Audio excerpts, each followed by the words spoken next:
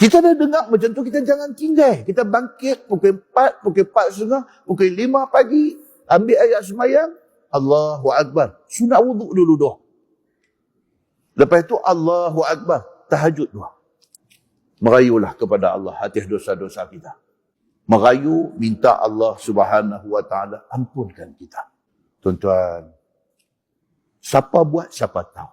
Dia punya kelebihan orang yang duk bangkit malam ni. Satu bisan abang saya. Tu bisan dia, orang Lok Stang.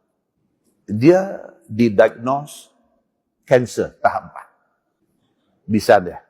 Diagnose kata kanser tahap 4. Tuan-tuan, kanser ni siapa pun kalau dengar cerita dia, sejuk kaki tangan. Takut tuan-tuan. Treatment as usual. Pergi hospital, apa nak kena, sampai kena kemo, macam-macam. Doktor sampai kata dekat dia, tak ada harapan.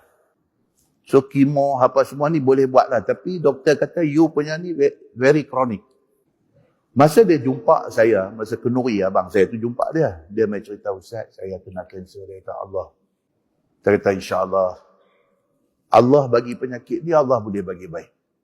Cakap boleh lah, kita tak kena. Kita cakap ke orang yang kena, boleh lah kan. Dia kata, Allah bagi sakit, Allah boleh bagi baik. Takkan kita nak kata, Allah habis yang. Tak boleh. Kita kena cakap confident. Kita kena kata dia, Allah bagi sakit tu, Allah boleh bagi baik.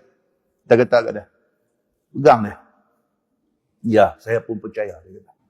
Kahwin anak abang saya yang berikut tu, jumpa pula dia. Nampak dia ceria. Nampak dia ceria. Saya pergi haji. So tangan jalan.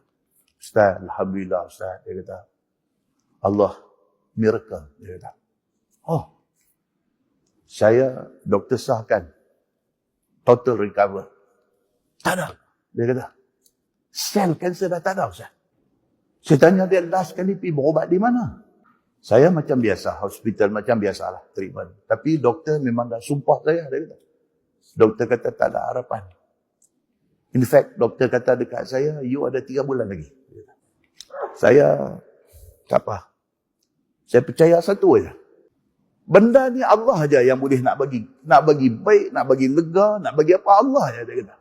Saya tak tinggal Ustaz, dia kata ni saya cerita kat Ustaz lah. Saya nak cerita, saya nak share, bukan apa, nak share dia kata. Saya tahajud Ustaz, dia kata. Saya bangkit pukul 4 pagi without fail, tiap-tiap malam. Saya bangkit, saya tahajud, saya menangis Ustaz. Saya minta dekat Allah satu je, minta Allah bagi saya lega daripada sakit ni.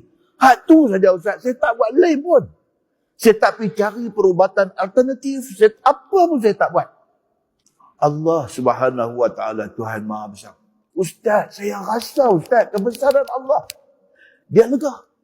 Tak ada benda mustahil pada Allah Subhanahu Wa Taala. Allah nak bagi lega, lega. Iza arada syai'an ay yaqula lahu kun fayakun. Allah kata lega, lega. Bulat hati dia, yakin Allah boleh bagi dekat dia. Allah bagi, tuan-tuan. Muslimin dan muslimat yang dirahmati Allah. Kita tak tahu tahap mana munajat dia dengan Allah tu, kita tak tahu. Tahap munajat dia dengan Allah tu kita tak tahu. Tapi dia ni special sehingga Allah boleh tunai permintaan dia. Tapi dia minta dalam sembahyang malam aja. Muslimin dan muslimat yang dirahmati Allah. Benda-benda macam ni bila kita dengar, dia betul-betul memberi iktibar, memberi insaf kepada kita. Yakin bahawa Allah itu wujud. Allah tu ada. Allah itulah yang bagi kesembuhan kepada dia. Muslimin dan muslimat yang dirahmati Allah sekalian.